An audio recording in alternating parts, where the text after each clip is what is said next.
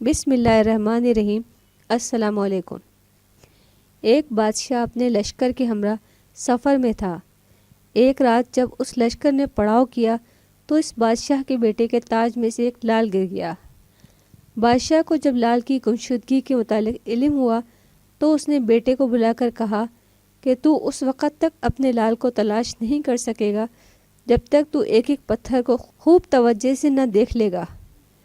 اے بیٹے، آوارہ اور بدچلن لوگوں میں نیک لوگ ایسے ہوتے ہیں جس طرح پتھروں میں لال کو پتھر پرکھنے اور جانچنے کے بعد ہی تلاش کیا جا سکتا ہے۔ تم اپنی دانست میں جسے حقیر جانتے ہو سکتا ہے کہ وہ اللہ عز و جل کی نگاہ میں تمہارے سے زیادہ معزز و بلند مرتبہ ہو۔ اے بیٹے، بہت سے مصیبت میں مبتلا لوگ ایسے ہوتے ہیں جو دنیا والوں کی تکالیف برداشت کرتے ہیں مگر وہ جنت میں لباس فاخرہ زیب تن کیے ہوئے ہوں گے۔ بس اگر تو عقل رکھتا ہے تو اس کا بھی ادب کر جو قید خانے میں قید ہے۔ ہو سکتا ہے کل کو یہ کسی منصب پر فائز ہو۔ اگر تو اس کے ساتھ اچھا سلوک کرے گا تو بھی اس کی مہربانیوں کا مستحق ہو جائے گا۔ حاصل کلام۔ حضرت شیخ سعدی رحمۃ اللہ علیہ اس حکایت میں بیان کرتے ہیں کہ اہل کو تلاش کرو کہ ان کا تعلق بھی ہم میں سے ہی ہے۔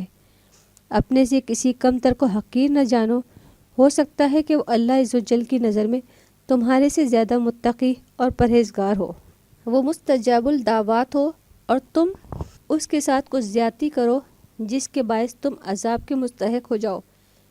اللہ عز و جل کے اولیاء گو ہم سے پوشیدہ رہتے ہیں مگر وہ ہم میں ہی موجود ہیں، بس تم دیکھنے والی آنکھ طلب کیا کرو تاکہ تم انہیں پہچان سکو۔ ایسی ہی مفید معلومات کے لیے آپ ہمارے چینل کو سبسکرائب اور ساتھ ہی بیل آئیکن کو پریس کریں تاکہ ہر نئی آنے والی ویڈیو آپ لوگوں کو فوری طور پر ملتی رہے۔ اگر ہماری ویڈیو پسند آئی ہو تو آپ اپنے دوستوں اور احباب کے ساتھ ضرور شیئر کریں۔ آنے والی نئی ویڈیو تک ہم آپ سے اجازت چاہتے ہیں۔ اللہ حافظ۔